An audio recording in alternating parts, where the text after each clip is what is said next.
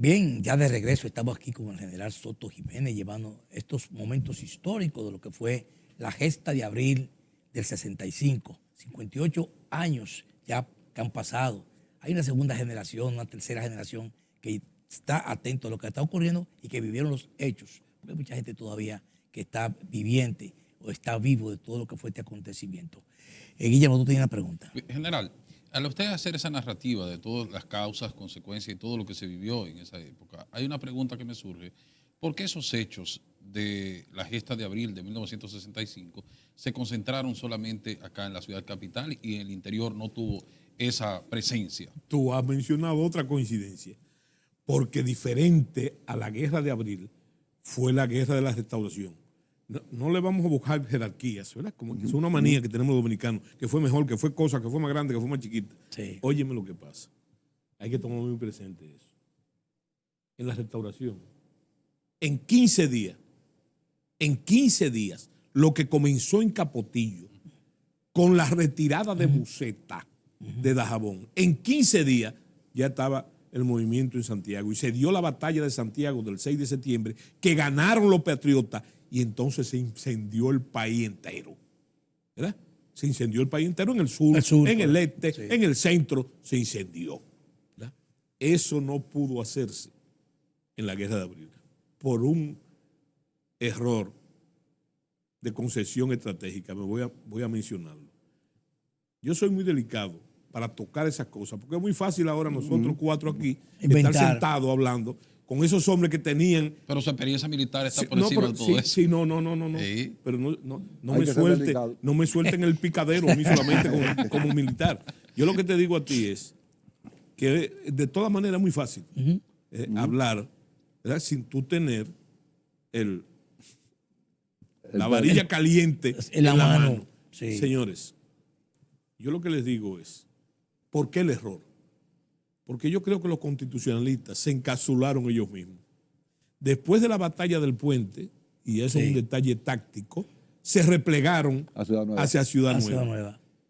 Y yo estoy seguro, yo conozco las razones, pero estoy seguro de que se pensó en usar inclusive como baluarte la ciudad colonial, porque a nadie se le iba a ocurrir destruir esa riqueza histórica, la primera colonia del Nuevo Mundo, la primera ciudad del Nuevo Mundo y toda la primacía. Eso es una especie... a San Francisco de Macorís y allá y a varios puntos se fracasó también. Pero eso fue después. Sí, yo te digo que inicialmente se concentró ahí. Bueno, y entonces fue muy fácil, tanto para los interventores como para las fuerzas al-Cefa, entonces encapsularlo. Fíjate por qué se produce lo tan renombrado que fue la Operación Limpieza. Porque una vez cercada la zona norte, quedaron combatientes fuera del cerco. Sí. Y entonces vino la Operación Limpieza para terminar esos cuadros que estaban esparcidos en el norte de la ciudad. Sí. ¿Verdad? Ahora, ¿qué sucedió?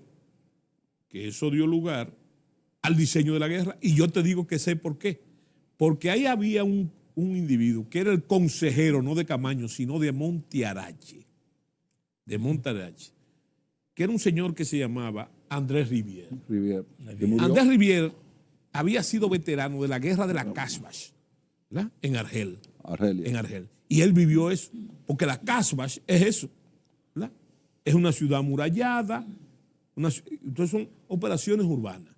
Es una guerra de guerrilla. Aquí se dio una película que se prohibió, por cierto, en época del doctor Balaguer, que se llamaba la batalla de Argel. ¿Por qué? Porque recreaba la misma situación. Entonces yo pienso que ese tipo que tenía una gran experiencia, además había participado en las operaciones de Indochina, en la parte francesa. Entonces él, seguro, lo que estoy diciendo es una especulación por la relación, siendo él al lado de Montearache ahí, que fue el gran capitán en el puente, entonces tuvo influencia en el repliegue hacia la ciudad. Y ustedes después saben los detalles, cuando se replegaron a la ciudad, la toma de la fortaleza Osama, ¿verdad? Entonces yo pienso que esa fue la razón. Y estar encapsulado ahí no le permitió extenderse. ¿Por qué? porque no había una organización nacional para ello. Y entonces, recuerden también, porque yo recuerdo y era un niño, que la afluencia era al revés. La gente venía del interior de los pueblos a meterse ahí. Eso es real. A poner su punto ahí, ¿verdad? Ahora, a poner su patriotismo ahí, a poner su realidad ahí. Se inmolaron muchos jóvenes revolucionarios de la parte norte. ¿Usted entiende que no se le dio la asistencia militar estratégica para que ellos pudieran defenderse? Porque al final, cuando entró la operación limpieza, fueron abatidos todos. Incluso se dice que hubo muchos fusilamientos. Sí, pero óyeme dónde. Eso me recuerda a Shakespeare a mí. Hay una tragedia de Shakespeare que se llama Julio César, donde Casio dice, uno de los conjurados, en la muerte de César, dice, mira, con motivo de la guerra civil, dice, cuando se sueltan los perros de la guerra, no hay quien lo amarre. Por eso que la guerra hay que evitarla. Así es. Hacer todos los esfuerzos diplomáticos para evitarlo, porque todo eso que tú dices, todo es fruto de eso. Entonces, recuérdate que las Fuerzas Armadas estaban en permiso por cobro el sábado 24 de abril. Cuando regresaron, comenzaron a aglutinarse y ese fue el resultado. Que, por cierto, los norteamericanos no intervinieron, porque los norteamericanos, hay que leer las memorias de Johnson, los norteamericanos estaban en el cerco, ¿verdad? Y entonces le exigieron a los mandos dominicanos, bueno, pero ocúpense ustedes de eso ahora. Y eso fue con los resultados que todos conocemos. Y ahí hubo condiciones bélicas importantes. Mira, si bien hubo lo que tú dices, esas ejecuciones extrajudiciales, sí, hay que contar que, mira, ahí en la Manicera hubo una batalla campal. Sí, la parte norte. Combate, y además hubo una batalla en el cementerio. Casi tumba por tumba. Roberto Duvergé estuvo ahí y fue comandante de eso. No, pero claro. Y del lado de las Fuerzas Armadas ahí había comandantes destacados que pelearon y combatieron y ganaron esas batallas. Sí, pero una pregunta. Ahora, general, una pregunta. Sí. El Centro de Enseñanza Militar, CEFA, sí. ¿Por qué tiene en ese momento una preponderancia que no la tienen las Fuerzas Armadas como debe? No, por lo que dijimos ahorita, de ese tránsito de la dictadura a la democracia, porque recuérdate que Trujillo construyó, su hijo Ramfi, un polo de poder. Es una élite. Fíjate que el CEFA. El CEFA. ¿Sabes cómo se dice el CEFA? El CEFA, Centro de Enseñanza de las Fuerzas Armadas. ¿Verdad? Ajá. Y entonces ahí se aglutinó todo por el proceso político, un polo de poder, ¿verdad? Que su último comandante en esa época fue el general Wessing. ¿Me entiendes? Entonces, yo creo que hay, y no hemos hablado de ello, hay una enseñanza que se deriva de todo esto. Primero, yo quiero terminar con eso, si usted me lo permite. Sí. Lo primero es que las guerras civiles no las gana nadie. Así es. La pierde el pueblo en su unidad. Y segundo, la otra. Y nosotros tenemos un gran problema porque la sociedad dominicana vive soñando, ¿verdad?, con el galopar de los caballos berrendos de los caudillos en la mente. Fíjate que siempre necesitamos un coronel que se case con la historia, una cosa, y cada vez que hay una huelga pensamos en una batalla. Es una cosa tremenda, ¿verdad? Seguimos con esa obsesión. Entonces, ¿cuál es la lección? Importante, como antecedente para las jóvenes generaciones. Ya yo dije que la guerra civil no la gana nadie, pero déjeme decirle, siguiendo el pensamiento de Mao Zedong, el gran timonel, él decía que el poder nacía de la boca de los fusiles. Sí. Pero en la democracia no. En la democracia el poder nace de la boca de las urnas. Así es, general. Y a eso es que tenemos que apostar. Seguro que así es, general. Sí. ¿Cómo evalúa usted brevemente la revuelta del 84? Precisamente el 24 de abril. Es parte de esos efluvios. Pero espérate, que hay un cambio. Son pobladas. No, y las condiciones. Las condiciones. Por eso hay que tener. Mira, el problema, las Fuerzas Armadas tienen una nueva misión de hace muchos años, que es asesorar al poder, al presidente de la República, para manejar esos problemas de defensa y seguridad, porque ya los problemas son otros. Sí. Los problemas son los altos costos de la vida, sociales, la inflación, sociales, todos sociales. Por eso que se ha convertido, lo comunitario se ha convertido en una gestión líderes importante. Sí, entonces, yo lo que te digo es que eso es parte de lo que hay que asesorar permanentemente, que hay cosas que no tienen sentido. Por ejemplo, una cosa de actualidad. ¿Ustedes vieron la huelga esa del Cibao? Sí. Ahí vamos. Vamos al despliegue, ¿verdad? Primero al despliegue militar.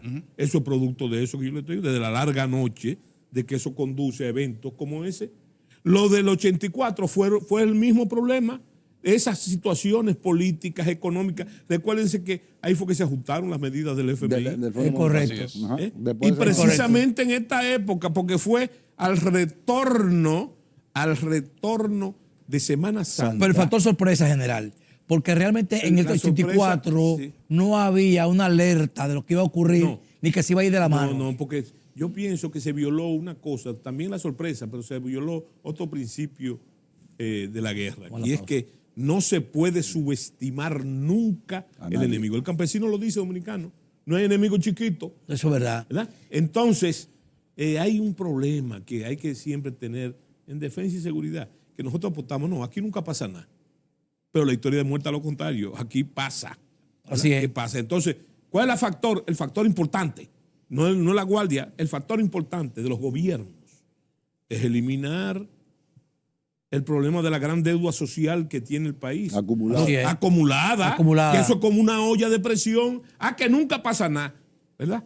Sí, pero a veces pasa y siempre ha pasado. General, para terminar con del 24 al 28, me gustaría escuchar su opinión si realmente era necesario la intervención militar de 42.000 de 42 marines en ese momento llevada por la OEA para que el 28 de abril tuvieran aquí una invasión. Mira, no me diga eso en ese sentido, porque necesario no fue nunca.